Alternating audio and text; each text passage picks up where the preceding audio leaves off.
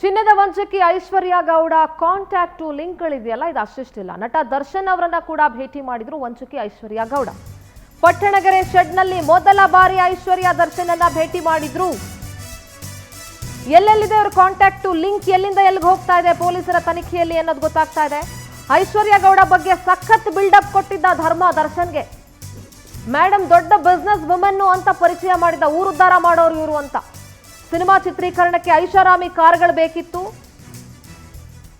ದರ್ಶನ್ ಶೂಟಿಂಗಿಗೆ 5 ಕಾರುಗಳನ್ನ ಐಶ್ವರ್ಯ ಕಳಿಸಿದ್ರು. ಗೊತ್ತಿಲ್ಲ ಐಶ್ವರ್ಯ ಏನಾದ್ರೂ ಶೋರೂಮ್ಗಳಿಂದ ಏಜೆನ್ಸಿ ತಗೊಂಡಿದಾರೋ ಏನೋ ಅಂತ. ಇದಾದ ಬಳಿಕ ಸ್ಟಾರ್ ನಟನೊಂದಿಗೆ ಐಶ್ವರ್ಯ ಗೆಳೆತನ ಇತ್ತು. ದರ್ಶನ್ಗಾಗಿ ಸಿನಿಮಾ ಮಾಡ್ತೀನಿ ಅಂತ ಕೂಡ ಐಶ್ವರ್ಯ ಹೇಳಿದ್ರು. ಅಣ್ಣಮ್ಮ ಉತ್ಸವ, ಕನ್ನಡ ರಾಜ್ಯೋತ್ಸವ, ಬರ್ತ್ಡೇ ಹೀಗೆ ಹಲವು ಪಾರ್ಟಿಗಳಿಗೂ ಕೂಡ ಗೆಸ್ಟ್ ಆಗಿ ಇನ್ವೈಟ್ ಮಾಡಿದ್ಲು ಐಶ್ವರ್ಯ ದರ್ಶನನ್ನ. ದರ್ಶನ ಸಿನಿಮಾ ಮಾಡಬೇಕು ಅಂತ ಸಾಕಷ್ಟು ಜನ ಅಂದ್ಕೊಳ್ತಾರೆ. ಹಂಗೆ ಐಶ್ವರ್ಯನೂ ಅಂದ್ಕೊಂಡಿರ್ಬೋದು ಅಂತ ನಾವು ಕನ್ಸಿಡರ್ ಮಾಡಿದ್ರು ಕೂಡ ಹೀಗೆ ಐಷಾರಾಮಿ ಕಾರುಗಳನ್ನ ದರ್ಶನ ಸಿನಿಮಾಗಳು ಕೂಡ ಕಳಿಸ್ಕೊಟ್ಟಿದ್ರು. ಹಲವು ಪಾರ್ಟಿಗಳು, ಬರ್ತ್ಡೇಗಳಿಗೆ, ಜೊತೆಗೆ ಅಣ್ಣಮ್ಮನ ಉತ್ಸವ, ಕನ್ನಡ ರಾಜ್ಯೋತ್ಸವ ಹೀಗೆ ಗೆಸ್ಟ್ ಆಗಿ ಕೂಡ ಐಶ್ವರ್ಯ ಇನ್ವೈಟ್ ಮಾಡಿದ್ರು. ನಮ್ಮ ಕರೆಸ್ಪಾಂಡೆಂಟ್ ಶಶಿಧರ್ ನೇರ ಸಂಪರ್ಕದಲ್ಲಿ ಜಾಯ್ನ್ ಆಗ್ತಾ ಇದ್ದಾರೆ. ಶಶಿಧರ್, ಪೊಲೀಸರ ತನಿಖೆಯಲ್ಲಿ ಐಶ್ವರ್ಯಳ ವಿಚಾರವನ್ನ ಅಥವಾ ಕಹಾನಿಯನ್ನ ಬಗೆದಷ್ಟು ಕೂಡ ವಿಚಾರಗಳು ಹೊರಗಡೆ ಬರ್ತಾ ಇದೆ. ಈಗ ದರ್ಶನ್ಗೂ ಕೂಡ ಐಶ್ವರ್ಯ ಪರಿಚಯ ಇತ್ತು, ಭೇಟಿ ಮಾಡಿದ್ರು ಅನ್ನೋದು ಗೊತ್ತಾಗ್ತಾ ಇದೆ. ಸದ್ಯದ ಅಪ್ಡೇಟ್ಸ್ ಏನಿದೆ? ಸಿಂಧೂರ, ಐಶ್ವರ್ಯ ಗೌಡ ವಿಚಾರದಲ್ಲಿ ಪೊಲೀಸರಿಗೆ ದೊಡ್ಡ ಪ್ರಶ್ನೆ ಕಾಡ್ತಾ ಇದೆ ಅಂತಾರೆ. ಯಾವ ರೀತಿಯಾಗಿ ತನಿಖೆಯನ್ನು ಮಾಡಬೇಕು, ಒಂದು ಪ್ರಾರಂಭ ಮಾಡಿದ್ರೆ ಒಂದಕ್ಕೊಂದು ಮತ್ತೊಂದು ಲಿಂಕ್ ಸಿಗ್ತಿದೆ.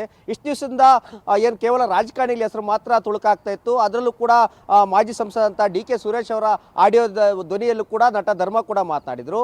ಅದ್ರ ಜೊತೆ ಶಾಸಕ ವಿನಯ್ ಕುಲಕರ್ಣಿ ಕೂಡ ರಾಜ್ಯ ಸಂಧಾನಕ್ಕೆ ಬಂದಿರೋದು ಕೂಡ ಎಲ್ಲರೂ ಕೂಡ ಗೊತ್ತಿರೋಂಥದ್ದು. ಇದರ ಹಿಂದೆ ಇನ್ನೊಂದಷ್ಟು ಜನ ರಾಜಕಾರಣಿಗಳು ಕೂಡ ಇದ್ದಾರೆ, ಅವರನ್ನು ಸೇವ್ ಮಾಡ್ತಿದ್ದಾರೆ ಅಂತ ಹೇಳ್ಬಿಟ್ಟು ಕೂಡ ಆರೋಪವನ್ನು ಕೂಡ ಮಾಡ್ತಿದ್ದಾರೆ. ಇದೇ ವಿಚಾರಕ್ಕಾಗಿ CM ಸಿದ್ದರಾಮಯ್ಯ, ಅದೇ ರೀತಿಯಲ್ಲಿ ಕೂಡ ರಾಹುಲ್ ಗಾಂಧಿ ಅವರು ಕೂಡ ದೂರದಾರರು ದೂರನ್ನು ಕೊಡೋದಕ್ಕೆ ಕೂಡ ರೆಡಿ ಆಗಿದ್ದಾರೆ.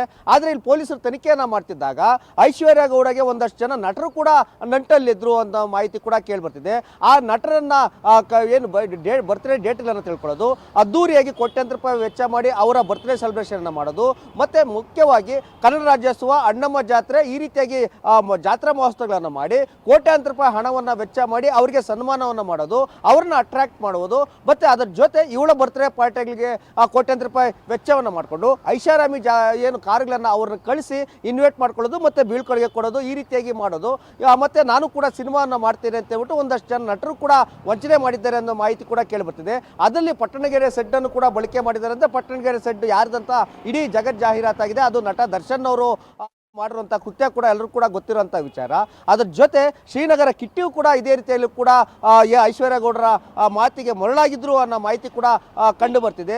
ಇನ್ನೂ ಕೂಡ ಈತ ಏನು 15 kg ಒಂದು ಚಿನ್ನ ವಂಚನೆ ಮಾಡಿದ್ದಾರೆ. ಆದರೆ ಪೊಲೀಸರು ತನಿಖೆ ಮಾಡೋಕ್ಕೆ ಹೋದಾಗ ಅವ್ರ ಮನೆಯಲ್ಲಿ ಸಿಕ್ಕಿರೋದು ಕೇವಲ 100 ಗ್ರಾಮ್ ಚಿನ್ನ ಅಂತಲೂ ಕೂಡ ಸ್ಪಷ್ಟವಾಗಿದೆ. ಈ ಚಿನ್ನವನ್ನು ಕೂಡ ಎಲ್ಲ ಒಂದು ಕಡೆ ಬೇರೆ ಕಡೆ ಎಸ್ಕೇಪ್ ಮಾಡಿದ್ದಾರಾ, ಇಲ್ಲ ಅಂದರೆ ಬೇರೆಯವ್ರಿಗೆ ಯಾರಿಗಾದ್ರೂ ಮಾರಾಟವನ್ನು ಮಾಡಿದಾರಾ, ಇಲ್ಲ ಬೇರೆ ಎಲ್ಲಾದರೂ ಇಟ್ಟು ದುಡ್ಡನ್ನು ತೆಗೆದುಕೊಂಡಿದ್ದಾರೆ ಅನ್ನೋದ್ರ ಬಗ್ಗೆಯೂ ಕೂಡ ಪೊಲೀಸರು ಎಲ್ಲ ಆಯಾಮಗಳಲ್ಲೂ ಕೂಡ ತನಿಖೆಯನ್ನು ಮಾಡ್ತಾರೆ. ಹೀಗಾಗಿ ಯಾರು ಅಷ್ಟೇ ಯಾರು ಕೂಡ ಭಯ ಬೀಳುವಂತ ಅವಶ್ಯಕತೆ ಇಲ್ಲ. ನೇರವಾಗಿ ಬಂದು ಯಾರೇ ದೂರು ಕೊಟ್ಟರು ಕೂಡ ತನಿಖೆಯನ್ನ ಮಾಡಿ ನ್ಯಾಯ ಒದಗಿಸ್ತೇವೆ ಅಂತ ಹೇಳ್ಬಿಟ್ಟು ಪೊಲೀಸರು ಕೂಡ ಒಂದಷ್ಟು ಜನರಿಗೆ ಭರವಸೆಯನ್ನು ಕೊಡ್ತಿದ್ದಾರೆ.